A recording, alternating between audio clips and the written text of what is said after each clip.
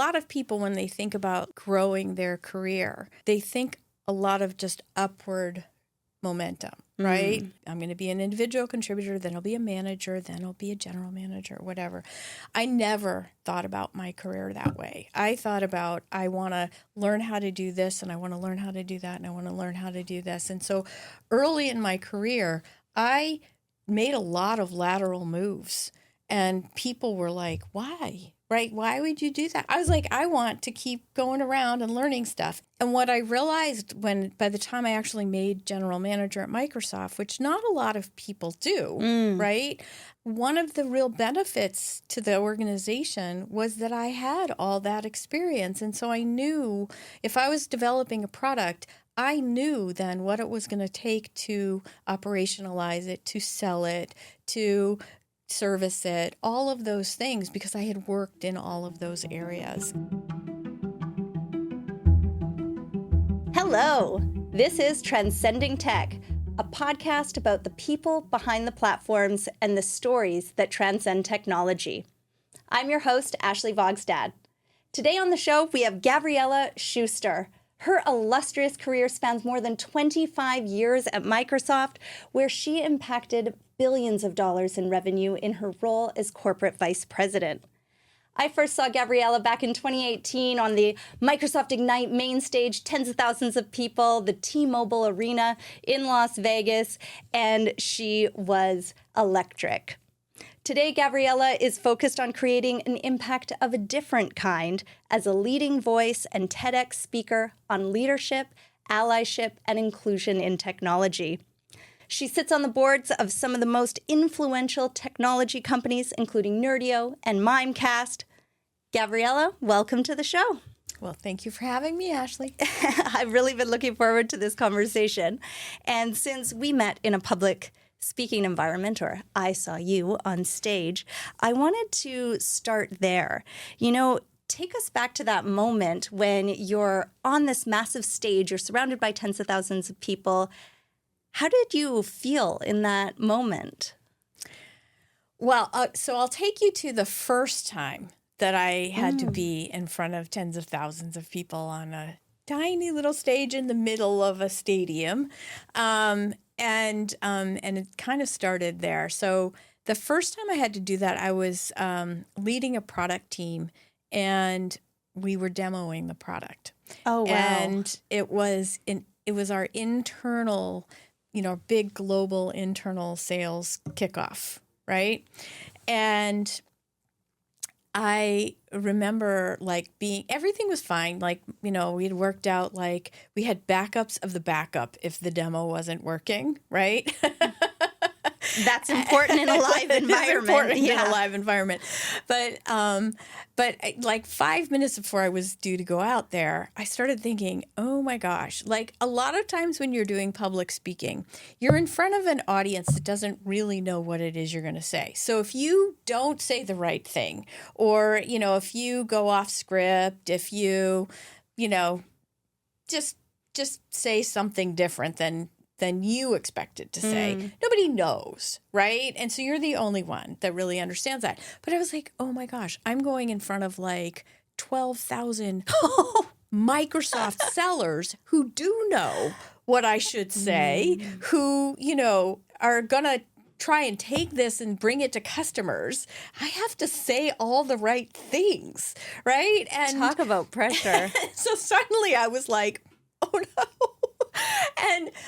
And so my CVP, I think he saw my face just shift in that moment. And he came back and he said, okay, relax.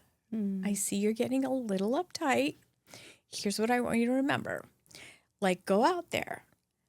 Say, call out for your team. Call out for the sellers Call out whatever it is. Find them in the audience and talk to them, just like you would talk to them if you were in a small group.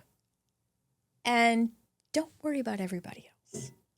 And I was like, okay, I can do that. So I went out and I was like, where's my U.S. licensing specialist? And woo, you? And where's my, like all these different groups, right? And so like I had an idea of where people I knew were, and I just talked to that group as I was doing this demo. And so, at the end, everything went fine. The demo was fine. Nothing glitched. And people were like, so next time, maybe you want to talk to the rest of us. So then when I had to do the main stage keynote for the partners, and, that was like the bigger because I was the keynote, right? And my production leader said, okay, here's the deal. When you are normally when you do a public speaking in front of a group, say you're on a stage with 3,000 people or 2,000 people, you tend to talk a little louder. Yeah. And you try and scan the room, right? I certainly do both of those things. He's like, and you try not to move, right? Because it's distracting. He's like, forget all that. Because when you are in a center stage, a circular stage, and you have people all around you, you have to move to talk to everyone. And he's like, so here's the thing. Every time you breathe, move to a different part of the stage.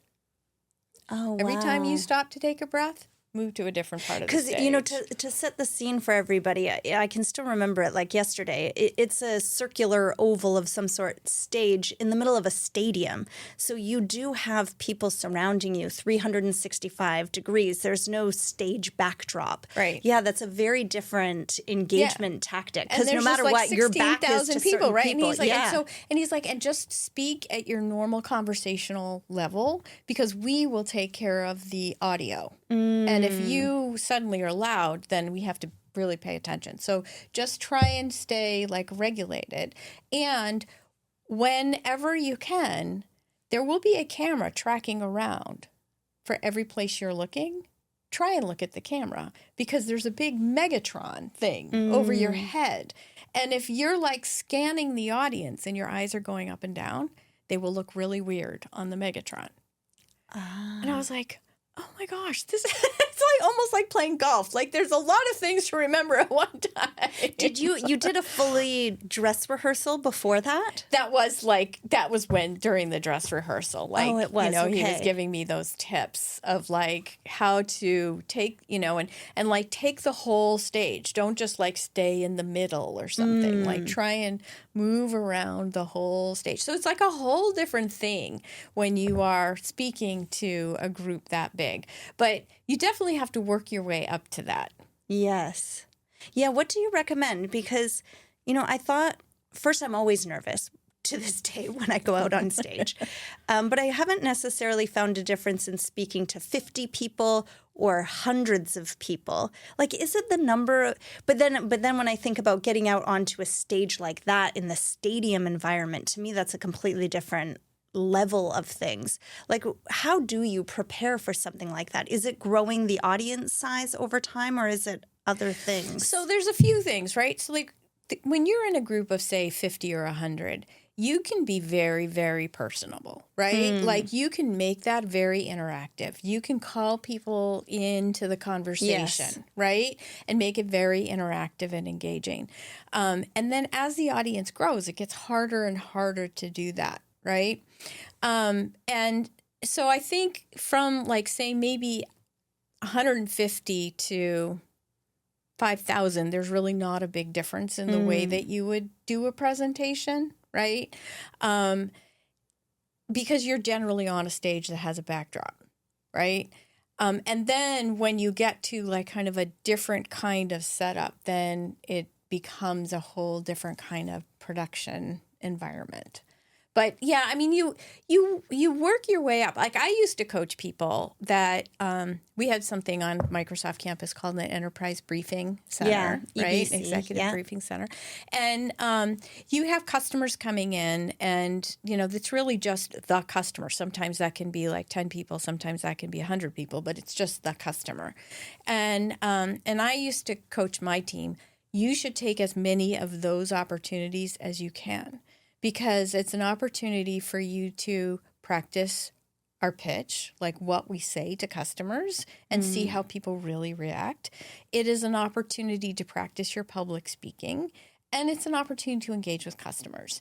And you need all three of those things. So you should take as many of those as you can. And it's a pretty low risk thing. Like if you go into that and something doesn't go right, there's a seller there. They'll make it up, and you've got a team supporting you. Yeah, it's a pretty low risk thing if you really messed it up, right?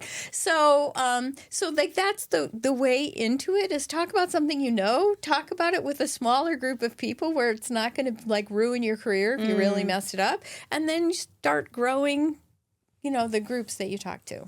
I mean, I have a marketing agency, and I find in an agency environment, I guess like any sort of sales role really, but we're constantly on the phone hosting workshops with clients, hosting just even a regular weekly meeting conversation with clients. And I think that public speaking skills can be underestimated in how much they can propel career growth. It's one of the reasons I wanted to talk about public speaking with you is I think we get asked a lot in this day of AI and so much technology advancement, what are the skills to really invest in?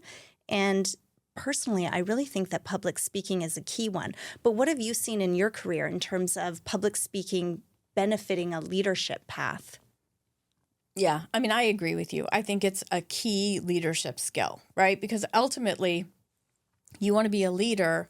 That means that you have people that you need to talk to, that you want to have follow you, and you need to be charismatic, and you need to engage them, and you need them to want to follow you. And the only way to do that is through public speaking. You're not going to be able to get to everyone and scale like you need to just doing one-on-one kind of discussions with everybody. And so it doesn't matter really what your core personality type is. You can be the most introverted person, but you can learn to be a good public speaker. And I think it's really important.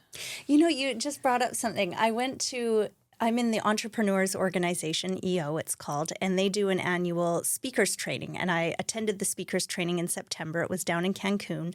There was 40 of us in the classroom, 5 days, very intensive, very different backgrounds in terms of level of experience with public speaking, from nothing to people regularly doing keynotes. Much more diverse than I was expecting, actually.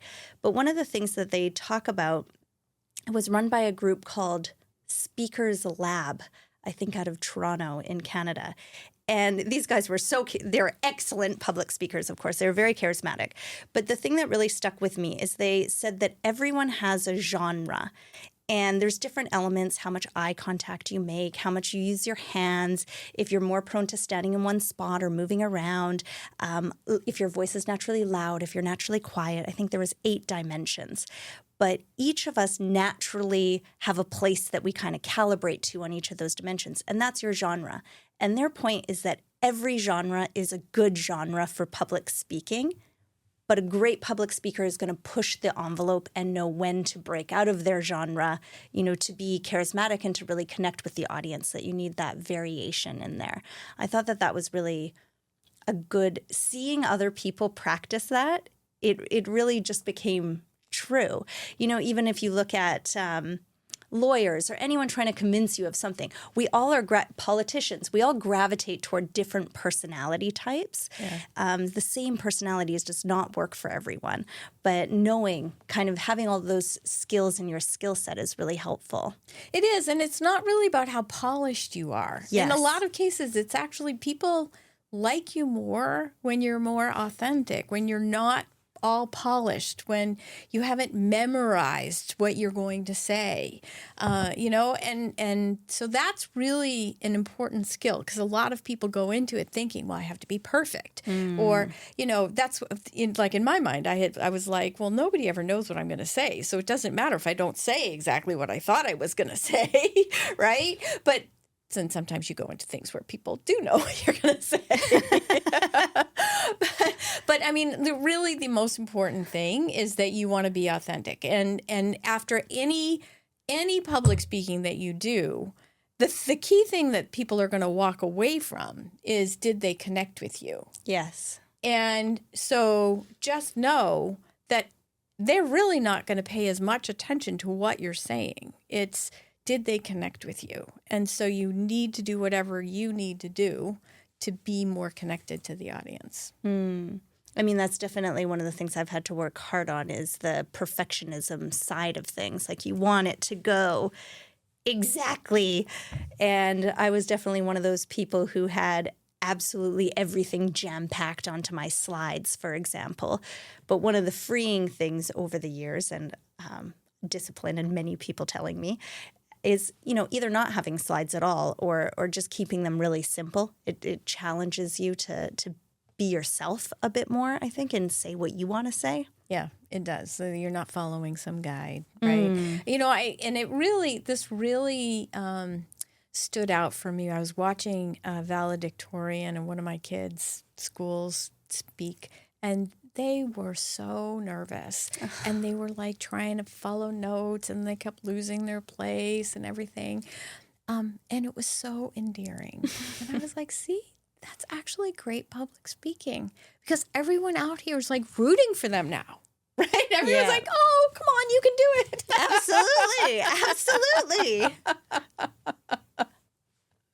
Absolutely. So, yeah.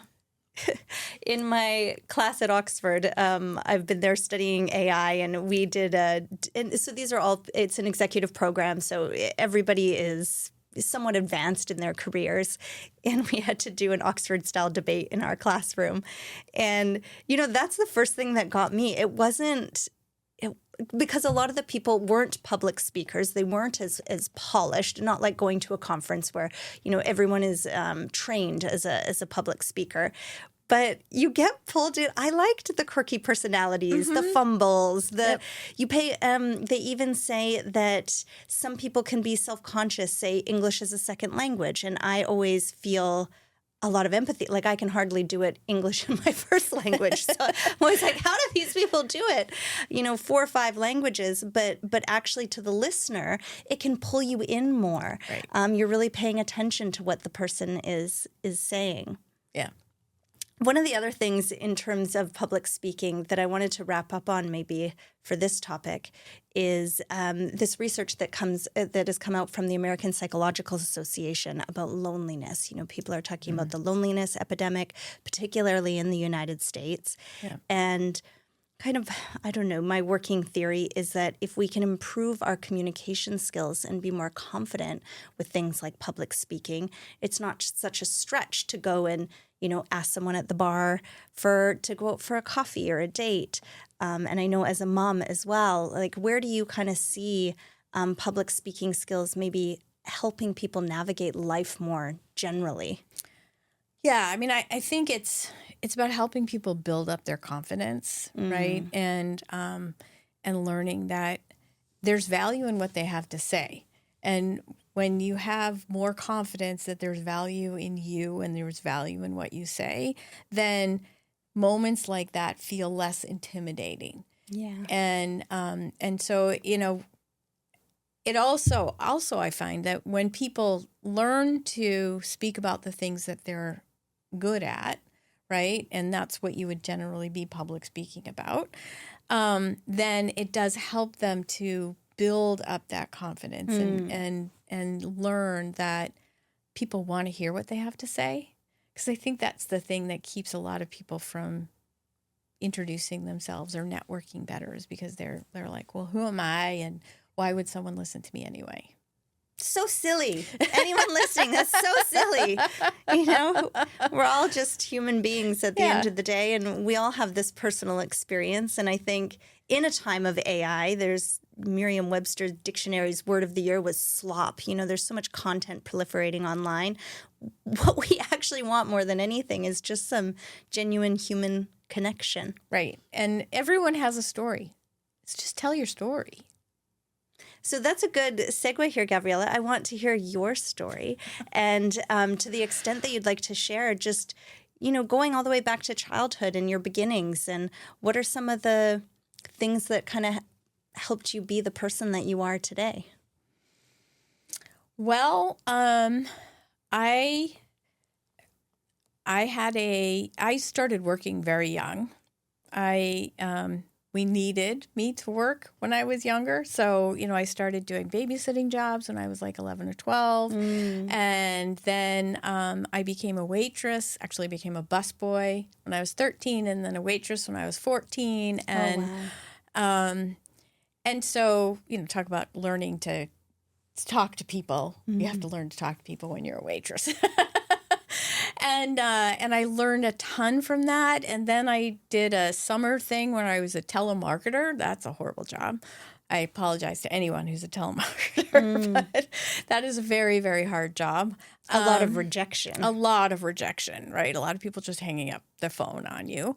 But I learned a lot, and I learned how to kind of get people to stay on the phone and just talk to me, and to be a person and not a script. And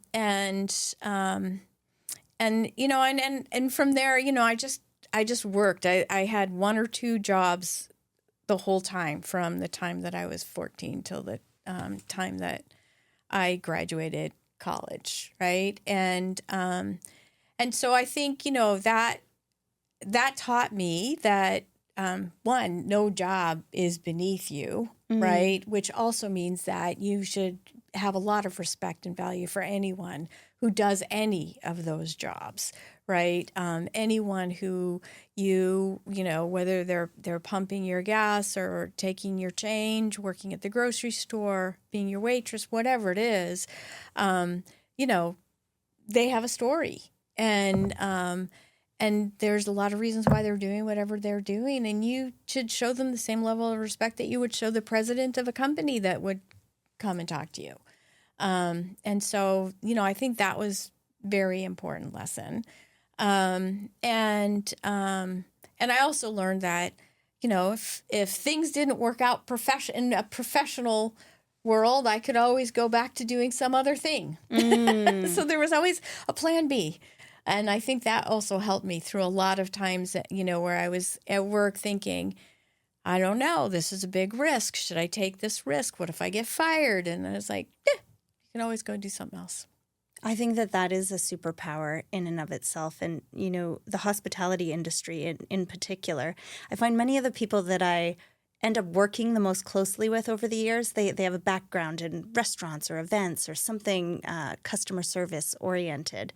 And for me, waitressing was also just really impactful. I mean, I quit my waitressing job to start my first agency. And then when I started my first agency, I realized I had no money to pay my staff. And so I went back to waitressing. I think I would do like the Friday, double shift Saturday, double shift Sunday. And I was actually able to pay my staff with the tips that I made on working on the weekends. It's an incredibly flexible industry. It's incredibly flexible, and it can be very lucrative if you're good. Yes. And so what was your relationship like with your family and kind of lessons you took from your parents maybe? So, my dad is a super, super hard worker, never took a day off, even if he didn't feel well. And so, there was a very, very strong work ethic. My parents had a lot of issues. They used to argue a lot. Mine were perfect. And money was always an issue.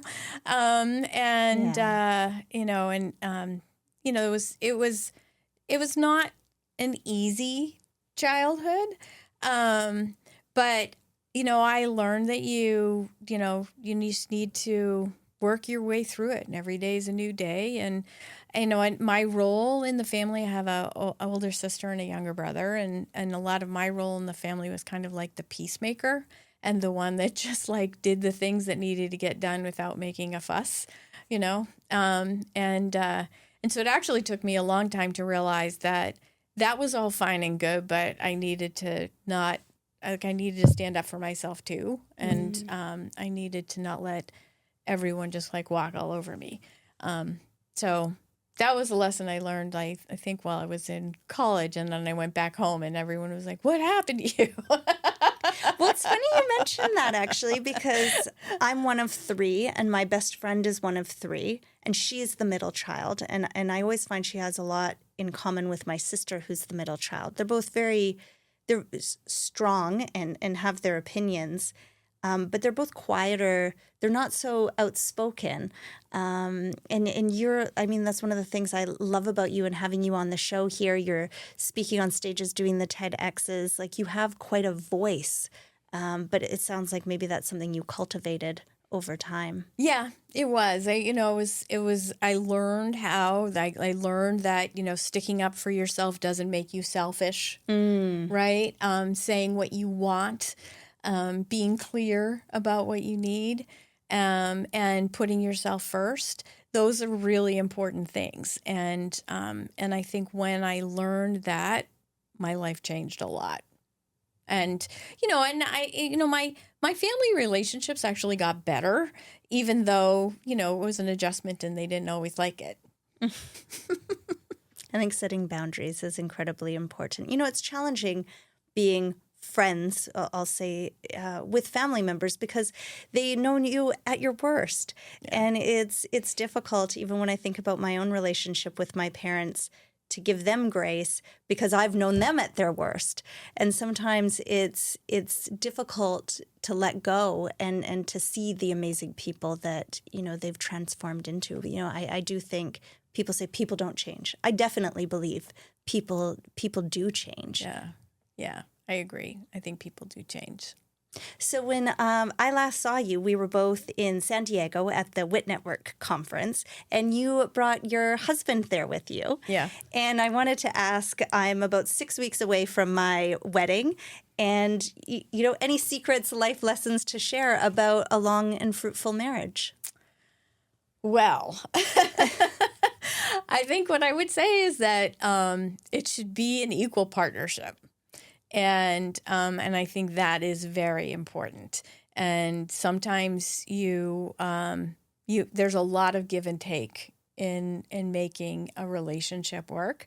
And I got advice from a very wise college professor who told me that never compromise in a marriage. And that is like counter to what a lot of people say, right? They say marriage is all about compromise, yes. blah, blah. What he said was, don't compromise, because if you compromise by definition means that you find some middle ground. Like you want something, your spouse wants something, and you find some middle ground. That middle ground is someplace neither of you wants to be, right? It's not what they originally wanted. It's not what you originally wanted. And so when you do that, you end up kind of in nowhere land. So what a great marriage really means is that consciously and intentionally sometimes you go where you do the things your spouse wants to do, they do what you want to do, and when you're doing that and you're okay with that. Like you don't harbor some like resentment, like we did this for you, and it's not like a scoreboard or a tally or something, but that you then end up doing the things that each of you wants to do, as opposed to someplace and being someplace doing something neither of you wanted to do. And I saw this with my parents. They moved from Natick, where I grew up in Massachusetts, to Smithtown in New York, in Long Island. And after like 2 years of struggling with this house that they were trying to set up to be what they wanted, they realized like neither of them actually ever liked the house. Oh, wow. And they both thought the other one liked it. And they just compromised, right? And so like they ended, like that was a clear example to me of like, you end up where nobody wants to be, right? And I was like, we are not going to do that. And so, that was really important. And like the equal thing. So, my husband and I did a pre-marriage engagement class with a bunch of other couples. And one of the exercises they had us do was to take all of these household chores and separately divide them up the way we think that they're going to be divided when we're together, and then come back together and have a conversation about it. And so you each divided them he didn't know how you were dividing them, Right. and you didn't know how he Right. was dividing them, but Right. then you came back together. Right. And so Okay, it was one yeah. of those things that challenged, like, how much have you talked about this? Yeah. What do you know? That sort of thing, right? And so my husband and I had talked about this a lot, right? And so when we came back together, most everything was aligned, except that we had pictures of children. And he had this picture of the kids, and he'd cut their heads, and he put their heads, and he gave me their bodies. And I was like, well, we're not having kids.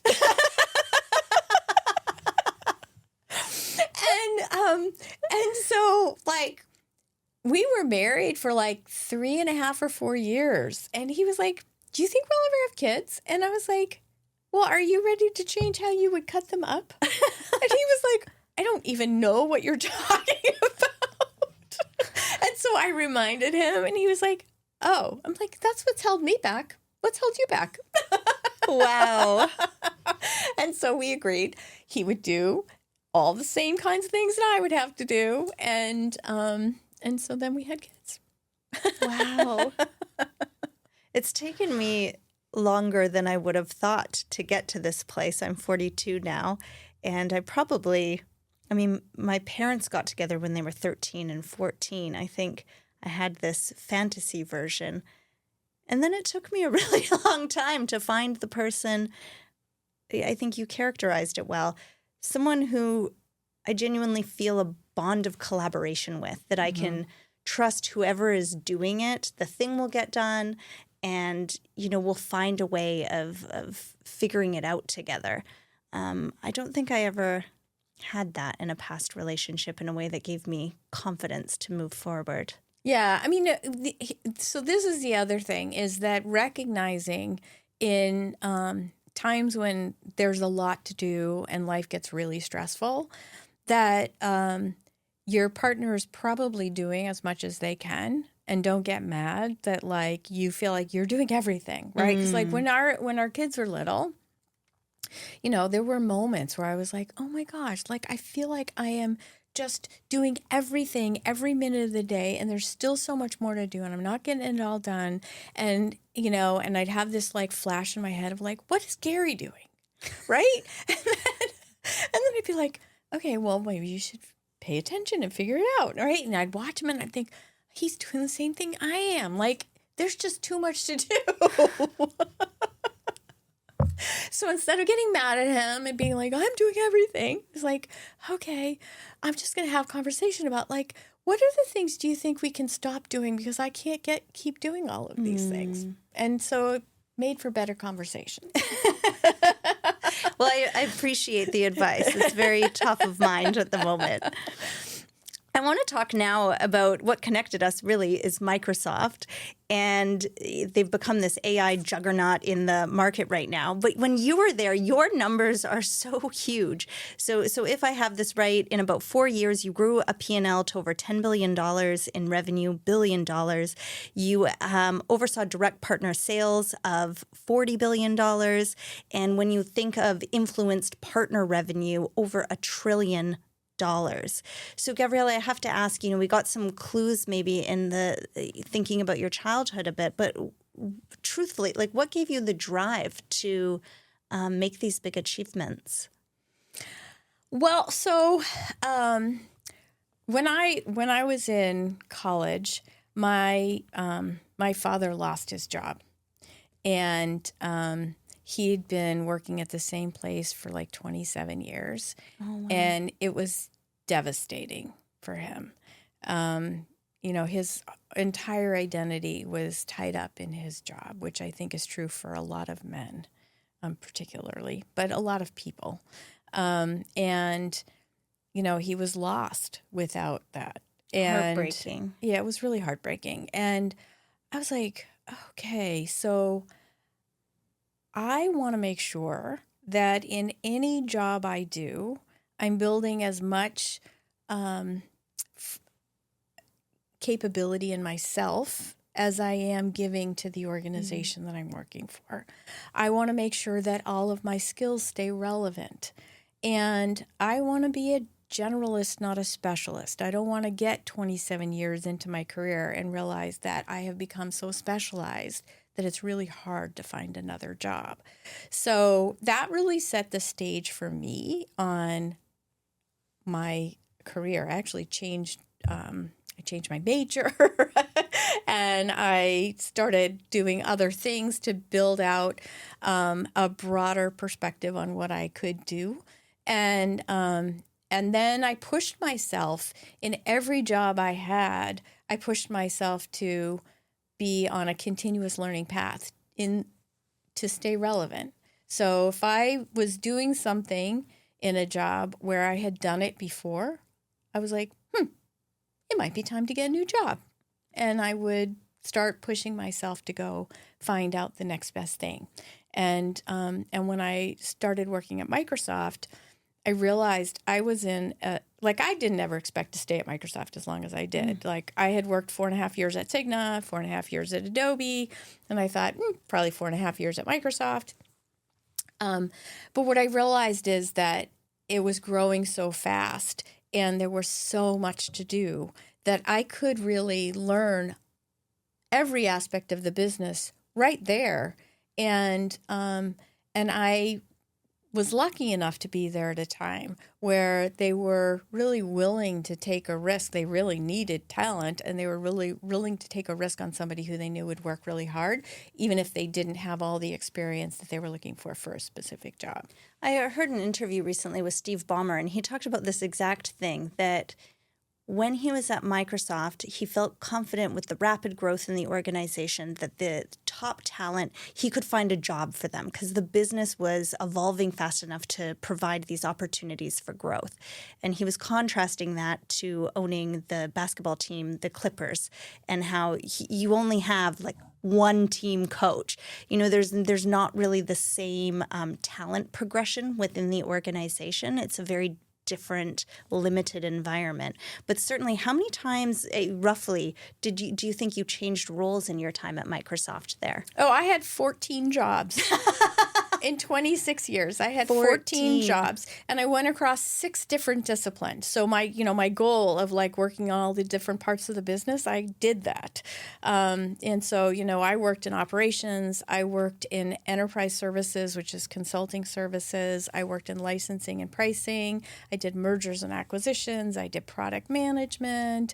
Yeah, I did partner management. I did sales management. I worked in many, many different parts of the organization.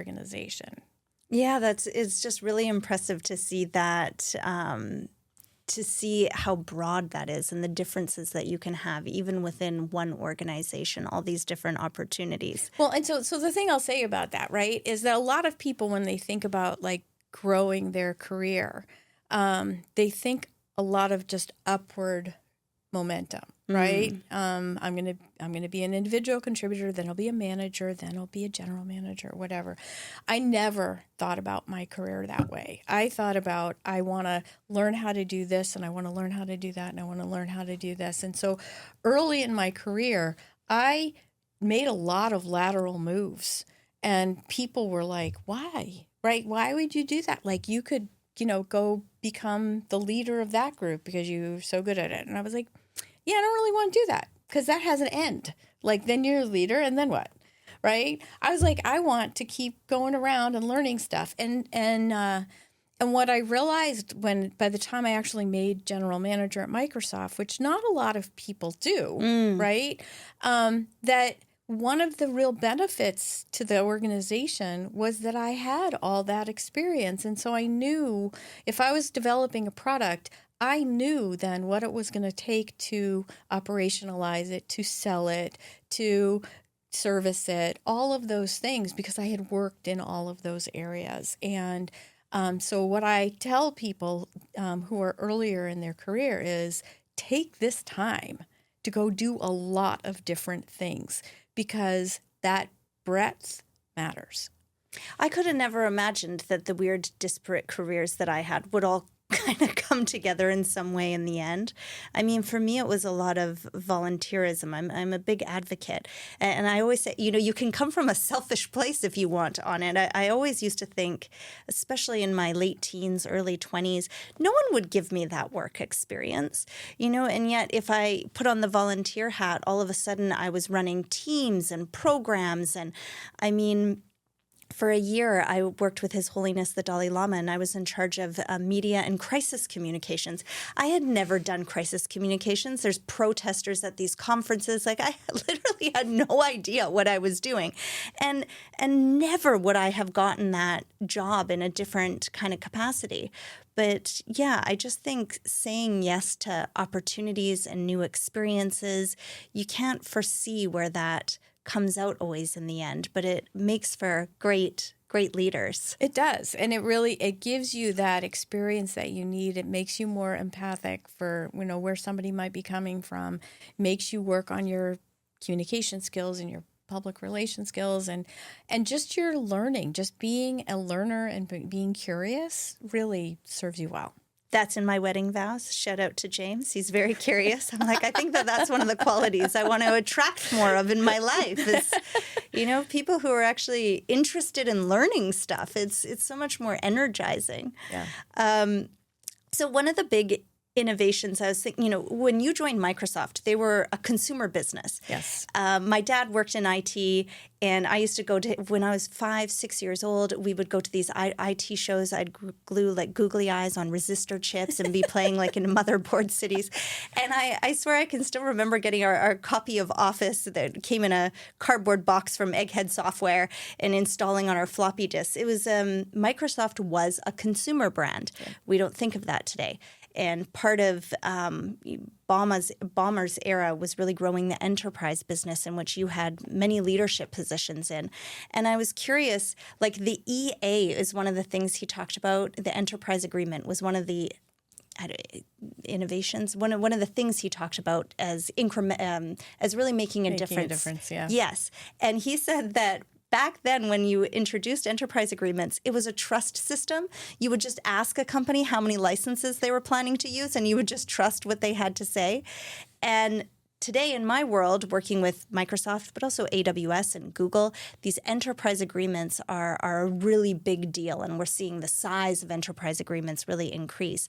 I'm just curious if you had any thoughts around this instrument of the EA and how it's morphed over these last few decades. Yeah. So when I went into licensing and pricing, it was when we introduced the EA. Oh, wow. And I was, so up until then, I had all these global roles, and we didn't even have a U.S. subsidiary yet. And so we created this U.S. subsidiary, and the person that was running it was someone that I had worked with before. And so the global licensing team wanted to come out with the EA. Well, mostly it was Steve's idea. Right? Because Steve's like, we should monetize the desktops, and we should be getting at least $250. He just made something, right? $250 a desktop from every customer. And we should just tell them, we will give you everything we have for $250 a desktop. And then they had to figure out what that meant, right? And how do you actually do that? And so they came out with a whole plan, and they came out with this new annuity licensing. You pay us annually based on your desktop count, and then blah, blah, blah, right? And how many things you wanted to consume. It wasn't like all you can eat. It wasn't everything, but we put prices on specific things that you could do that way. And this was huge, right? Because before that, everything was a box. Yeah. And it was all consumer packaged goods. And it was either a box or it came with your computer. Yes. Right? Yeah. And so our customers were not happy about the change, because they're like, well, wait a minute. So we're just going to pay you, and we're just going to trust that you're going to continue to give us upgrades, that you're going to give us good stuff. Like, it's not going to be our choice whether we buy the next thing. We're just going to have to assume that you have a good product roadmap, right? That's such an interesting insight into psychology that just doesn't exist today because we're so used to this licensing model. Right. And so it was like, it took a lot more than anybody thought, right? Because they were the team that kind of was in the think tank thinking about it wasn't really in touch with customers, and they were afraid to say anything because they didn't want it to leak that we were going to do this thing. And so the president who was running the U.S. sub, he reached out to me and he was like, I was wondering if you would want to kind of be responsible for rolling out this new licensing. And I was like, I don't know anything about licensing. And he was like, yeah, I know, but like, you know how to like launch things and do things that haven't been done. And this is a thing that hasn't been done. And I was like, okay.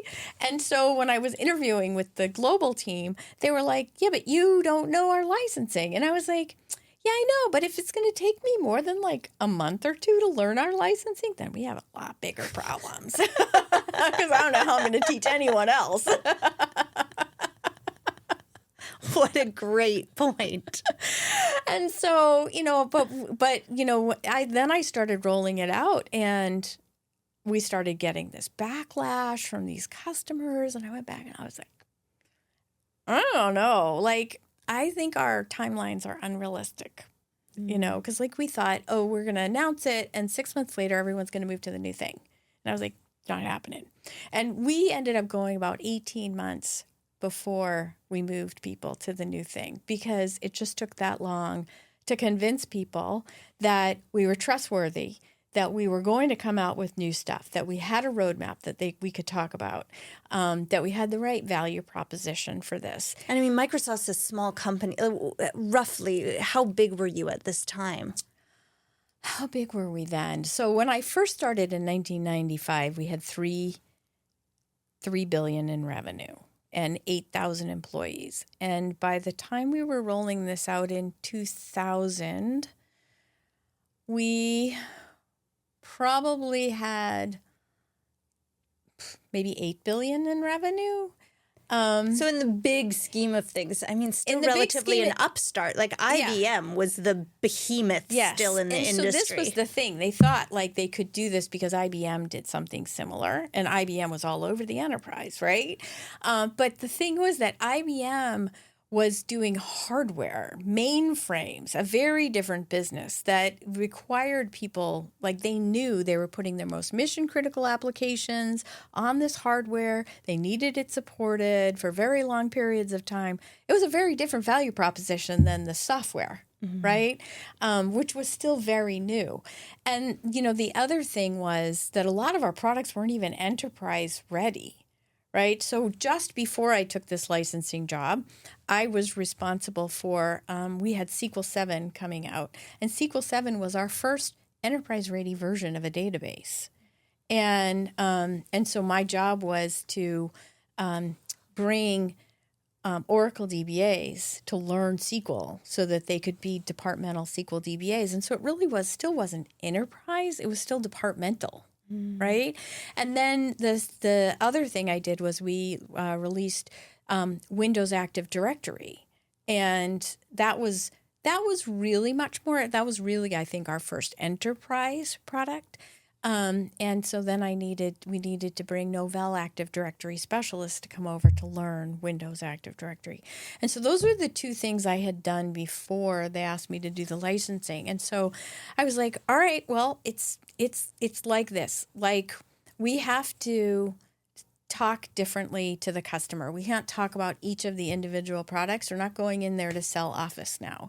We're going in there to sell the suite that Microsoft has to offer, both the front office and the back office together.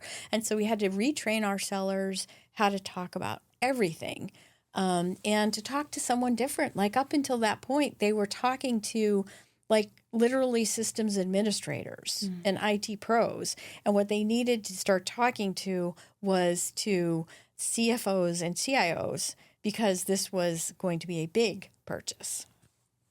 Wow. I mean, I can't believe that you were there for all of these big decisions that happened. It's hard to imagine that, Microsoft today is just one of the biggest companies on the planet, and hearing the history is super fascinating.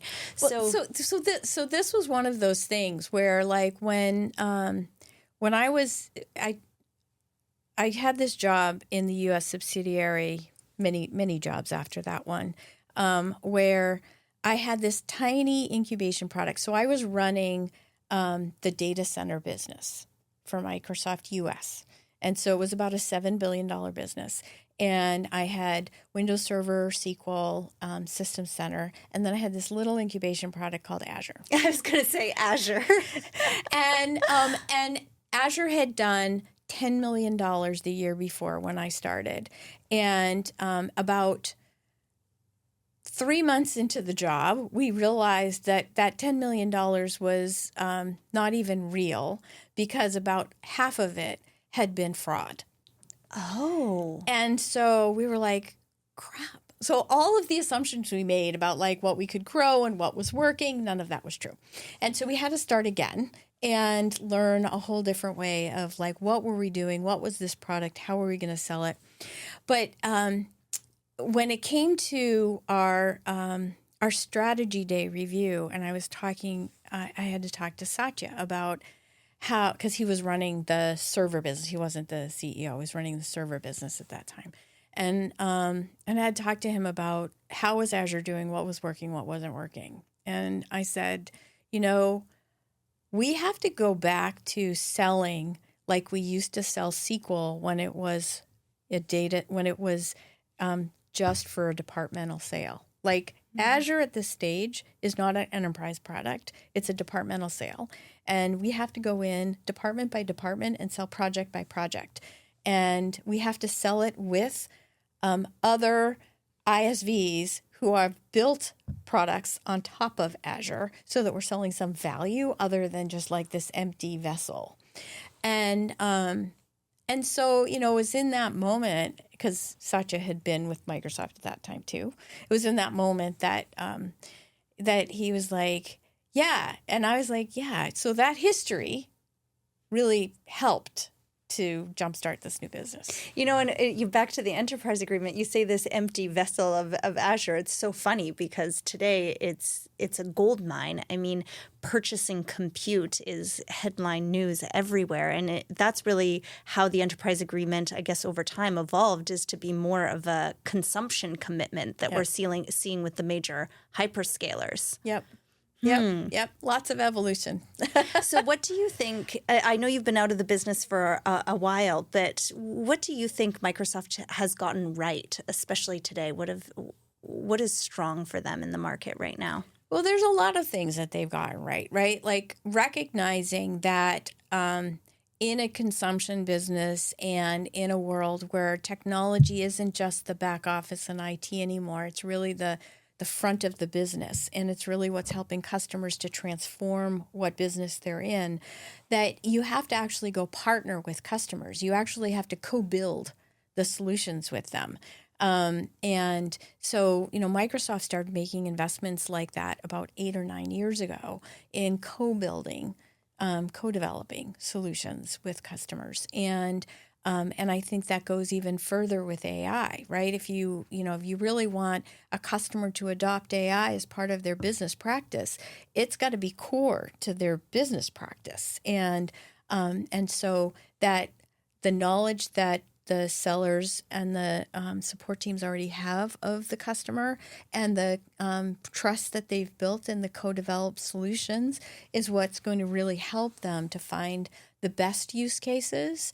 So I think that's one thing. I think the other thing is they started really at the very beginning of AI talking about how it has to be trustworthy and how it has to do good and how you have to have ethical AI.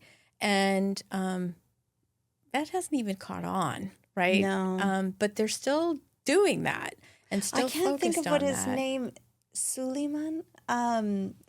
He was at Google. He was one of the co-founders of Google DeepMind, or of DeepMind, which is now at Google, and he's the CEO of AI, Mustafa Suleiman. the CEO of AI at Microsoft, and I read his book recently. And I was actually very surprised at how much it was taking a stance of caution. I agree. I don't think that you see a lot of that in the market today. Microsoft has some differentiation there. I also just got off a plane from Microsoft Build. So I was just down in San Francisco today, and it was really neat. I've been going to Build for years. It's not your typical business conference. It's a conference for developers. And I go with the intention to learn myself, be hands-on keys, orchestrate my own agents, figure out what's going on. And what struck me is that in the past, I would say it was a Microsoft conference with developers. But this year, it felt like a developer conference that Microsoft happened to be at. It was a different orientation. And I wonder if that kind of comes through here in terms of co-building solutions and taking it more seriously in terms of really getting to know what the developer community wants and needs. It was a great vibe. Oh, that's awesome. Yeah. I mean, and actually that goes way back to the roots, Microsoft's roots. Like Microsoft used to be much more like that with the developers if you go back to like the early 90s and mid 90s. And then kind of drifted away as they developed their own products, right? But yeah, I mean, and I think it's especially true at the early stages of any new kind of wave, right? We had to do that with Azure too. Like you have to sit in the same room and hack together and figure out the use cases and figure out what's going to really work. And then what Microsoft is really good at is going to build the building blocks, the tools to make that happen. After 26 years at Microsoft, and you mentioned Adobe and some of the other companies you're at, you haven't slowed down, and you now sit on the board of several companies. I'm curious, what has these board positions taught you about leadership that maybe you didn't take away as directly from your time at Microsoft? Well, a few things that I learned since moving into board positions is that the world doesn't move at the pace of Microsoft. And you have to be patient because it takes a while to actually drive the change when you're not the one driving the change. And that it is really important to help a lot of the principles of leadership that I learned growing up through Microsoft aren't just commonly used in the market. And so they're things that are very helpful for people to learn and understand. And also thinking about the way that you think about your product, a lot of organizations, there's nothing inherent about that, right? Like learning is your product a lead product or an attached product? And, what's the ecosystem look like around your product? What else are customers buying when they buy your product, right? Where does it fit in to their overall buying? A lot of organizations are very singularly focused on. This is super interesting. I never thought of that perspective around Microsoft because you have so many products. So you're saying, in a sense, that product and product marketing is really this key capability, and those have been more transferable skills than you would have imagined. Yeah, absolutely, right, and they're needed. Like they're just a lot of organizations don't naturally think about that. They think about, I have a product and I want to sell it, but not like, okay, but where does it fit in, and how do you build your ecosystem around it, and who else is going to champion that for you? Because you're never going to have enough sellers. That really excites me because I've been doing some research and working on this theory, which is essentially that product marketing is going to become increasingly important because in a time of AI, especially in software, when you can create a product near instantaneously in direct response to consumer demand, also one-to-one products, all of a sudden you have even more need for a really strong product marketing, go-to-market strategy, or even product could collapse into go-to-market, I think is another fascinating way to think about it. Like even in the physical goods world, I talk sometimes about H&M and Zara really being this fast fashion disruptors. The fashion industry used to have 2 launches, the fall show, the spring show. They would make products twice a year. H&M and Zara come in and they can do products in 3 weeks from beginning to end. And even that has been further disrupted. Now you have this company coming out of China, Shein. Shein is now turning around product in 3 days. Right. So if we are getting this kind of collapse of timeline, even on physical goods, I've been thinking a lot around what that means for software and non-physical goods. Yeah. Yeah. No, you're absolutely right. I mean, it becomes like mass customization of one, but then you're going to have the same problem that we all deal with every day, which is, information, the ability to get any information we want is just there, but it's then overwhelming, right? And so, if you could get anything you want, then how do you find the right thing that you want, right? And how do you know, like, it's going to work and it's real and, and it's not just paid reviews or whatever, right? And so, yeah, knowing, like, who is my ideal customer? How am I going to go after them? How do I get them to know this? How do I get them to trust us? How do I create that brand, what the brand stands for? It's all becoming very, very important. A lot of your career has been based in the U.S., but I noticed that you sat on the board of a Beijing-based company back in 2018, Chinasoft International. Curious what you noticed, just cultural differences. China is so headline news right now for the amount of innovation that's happening there, everything that's happening with artificial intelligence. Yeah, what did you learn from that experience? Rules are very different. We have a lot of kind of SEC regulations and things like that around what can companies do, what do you have to report, what's the role of the board, all of that. Not so true in China. And so it was learning to navigate a whole different system and what was important to them and what did it mean to be compliant and not compliant and transparent or not transparent and what were you trying to satisfy? It was a whole different league, really. So it was a great, great learning experience. It was also even more male-dominated than other experiences that I had. And so, really working through the credibility and why you should listen to what I have to say kind of thing.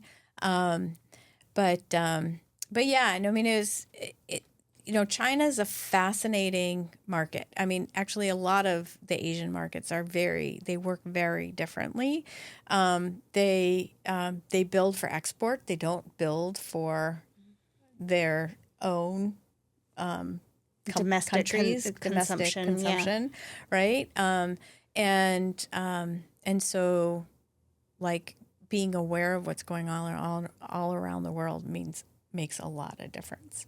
So yeah, I mean it's fascinating. And even though I was based in the U.S. for my career, I would say 75% of my jobs were global roles where I had to travel and be in other parts of the world. Just you saying that. I mean, when I think back to 2018, you were really the face of Microsoft. I knew that Satya Nadella, of course, was the CEO, but it was your face on the channel magazines, cover magazines, and you really were just. Sometimes I say Microsoft famous. I ran into Seth at Build this week. He's the guy who's always doing the big live demos these days on stage. I'm like, oh my gosh, it's Seth. And back then it was like, Gavriella, you were, you just really were Microsoft when it came to the partner community and putting that $1 trillion number on it. I mean, we're not talking about a small amount of revenue. But you touched on something in speaking about that board experience. I know you're really passionate about allyship. So tell me, we'll just start from there maybe. What is allyship? How do you define that? So allyship is working with intention to recognize the power, the influence, the privilege that you may have in any setting, and looking for those within that same setting who may not have that same power, influence, or privilege, and working with intention to confer the power you have to them so that you give them more of a voice and more of a place to be and to share their authentic contributions. That's what allyship is. There's been so many times in my career where someone has walked in the room and said, listen to her. She has something really important to say. And just the entire energy of the conversation shifts. And I try to remember that, in my position now as leading a company to make that space for other people. Is there an example in your career where you had a really strong moment of allyship? There have been many. There have been many. And that's one of the reasons why I'm so passionate about this is, I reflected on how was I able, most of my career was the only woman in the room. And how was I able to still succeed? And it was because of the many allies that I've had. And so then I thought, well, how do I make that something that more people can step into and do with intention? Because I think you can unconsciously be an ally for a lot of people. And people tend to do it because they see someone and they say, oh, you remind me of me when I was that age. Or, I would have liked someone to do this for me. But they don't necessarily do that or go out of their way to do that for people who are not like them. And generally it is the people who are not like them that need that the most. And the best example was when I made this move from licensing into product management.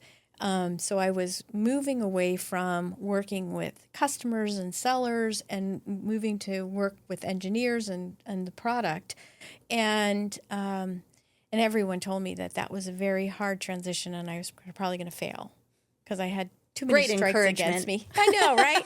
And so I reached out to someone who was a well-respected engineer, and I said, hey, look, I'm making this change, and I think one of the hardest things about it is going to be getting the engineers to listen to what I have to say. And so I want to make sure that I say that in a way that resonates with them. So would you be my mentor? Would you help me? I will bring you kind of what I'm thinking, what I think we should do, and help me kind of frame that in a way that would make sense to an engineer to want to go do it. And he was like, sure, which is one of the things I find is that when you're clear about what it is you're looking for and you ask somebody, they will 90% of the time say yes. And so, I met with him, maybe every couple weeks, every month, something like that. And I would talk about it, and he would coach me, and then one day we were at the start of a meeting, and and I'd had a really hard time. No matter what I tried to do, these engineers didn't really listen to me, and he just did exactly what you said. He's like, I was just talking to Gavriella about some of her ideas here, and I think they are really good, so you should listen to them, and the whole thing changed. Suddenly everyone was listening to what I had to say, and not just in that meeting, but in follow-up meetings. And we started to have real dialogue, and then we started to build trust, and it became a two-way relationship. And that was huge. And he, I pointed it out to him years later as I started to do this work that he was a great ally, and here's why. But to him, that was He didn't even know. He didn't even know. It was just natural in the moment. Yeah. I mean, I have a team of predominantly marketers and creatives, but with the way that my business is heading increasingly into AI services, it's okay, now we need to build up an engineering function and an engineering team. And, in all vulnerability, I suppose, I find it really intimidating. I've never managed engineers before. And I also went to a friend for advice, and, he just, same thing. He just kind of, he didn't think he was very supportive and very helpful, but didn't really understand where I was coming from necessarily. Like, it just wasn't a big deal. So we'll see how it goes. But it's funny how some of these things don't necessarily change. They do change over time, and I think it's gotten better. But it has gotten better. There's definitely a lot more awareness of why it's important to be more inclusive, which is great. But then there's still not enough training for people on how to be more inclusive and how to recognize when to be that and how to help people have the courage to do that, right? Because it takes a lot of courage if you yourself don't know, like, you're in a room of people that you've worked with for 5 years, but you're not thinking, I have a lot of influence here because I'm in a room of people that I've worked with for 5 years. That's not what you're thinking. You're thinking, oh, I have something I need to talk about, blah, blah, blah, blah, right? But then you need to recognize, oh my gosh, that gives me a lot of privilege to speak up. And there's other people who've just started and they don't have the same thing. And so I need to draw them into this conversation. Like, we that's what being inclusive means. Yeah, and it's just so important. The stats, as a female founder entrepreneur myself, looking at these venture capital, I have them written down. Is it like 2.3% of venture capital goes to female founders? 83% of venture capital goes to founding teams that are exclusively male. And yet, female-founded companies usually generate 2 to 2.5 times better returns than all male-founded teams. And I was thinking about this, like, why is that? And why, if I turn the looking glass inside, why did I never try to fundraise? I've never even considered going out to the market and trying to raise money. I'm curious, like, why do you think more women aren't founding companies, aren't going for venture capital? What is that? So, a lot of it is that a lot of venture capital is networked dollars, right? And so it's who you know, who knows other people, who introduces you, who builds that trust and credibility that somebody should make an investment in you. And really going back to this core principle of allyship. Yes. Like, if I'm thinking about it, nobody ever walked me in a room and said, Ash runs an amazing business. You guys should look at getting involved. Exactly. And so, there's still a lot more male networking than female networking and male to female networking, right? And so I also think that, there's still more like men who have an idea think that people should just fund them. Whereas, right? Whereas women who have an idea think they have to go like prove it out and make it happen, and then they could ask for funding, right? And so there, it's kind of, we still have work to do to overcome a lot of those social norms. And then there's still a group of men. I mean, like, a lot of the investors are kind of older white men, and they have a tendency to see themselves in a younger white man who comes to them and asks for money rather than someone who looks like their daughter or something, right? Yeah, it's just different. I mean, I definitely have female friends, very successful entrepreneurs, but zero in technology. I still see quite a gap in the top ranks. And I'm sure there are many stats as well to back this up. Christine Bongard and the WIT Network are really great around that research. But just anecdotally, I mean, it's not that often that I walk into the room with other founders or C-level executives and see strong as in even close to half. Sometimes I was at an entrepreneurs event I flew down to Arizona for. It was Canadian entrepreneurs. And I was taking a big risk. I didn't really know anybody. Out of 100 people, there were 2 women. And there were an additional 5 women, but I later found out that that was the event management company who was running the event. So I actually ended up hanging out more with the staff of the event than any of the participants. And I would love to be in an equivalent female-oriented entrepreneurs group, but please, if anybody has recommendations, send them my way. But in terms of an organization happening at the caliber of EO, I just haven't found that. Yeah, no, I mean, and a lot of it is that, like, in technology itself, there's still very much this bro culture, and a lot of, like, if you're going to start a company, you have to have good engineering, you have to have good developers, and there's actually not enough women who are in that category to go out and start the businesses and have the credibility to go talk. And a lot of people, when they're making an investment in a company, they're not making an investment because you're a good seller or a good marketer. They're making an investment because you have good product and they trust the people who are building it. Yeah, I think, everyone who's listening in, if you've thought about starting a business, I really encourage you down that path. Increasingly with technology where it is and AI, it's becoming easier. The barriers to entry are lowering there, and I'm always happy to have that conversation. But Gavriella, is there anything that you want to share with the audience that we didn't make time for today? Well, so I will say that if you're interested in learning more about allyship, I have a whole training series. It's completely free. And powerful. It's fantastic. It's available on my website, which is very easy. It's just www.gavrielaschuster.com. And, you can take it at your own pace. And it just helps. Hopefully helps you to know how to take that action and how to find that courage in those moments that matter. And just to be inclusive here, the audience for this is not just women. This is for anybody. Yes. This is absolutely for anybody. Absolutely. To be an ally. Yes. Fantastic. Gavriella, thank you so much. I want to wrap up with we always end the show in a couple rapid fire questions.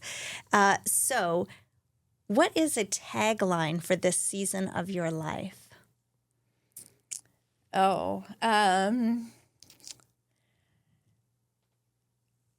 Embrace change. I love it. There's a lot of change happening in the world right now. It's tough to keep up. What's one value you've held on to, even when it's come at a high personal cost? Be true to yourself and, be aligned with your own integrity. And one word close. What is your view on AI? I'm excited about it. Excited. I like it. Well, Gavriella, it's been an absolute joy, pleasure, and honor having you on the show. Thank you for spending this time with me. And for everybody else, this is Transcending Tech. Thanks so much for joining the episode today. Please do like, share, join the community. Thank you so much.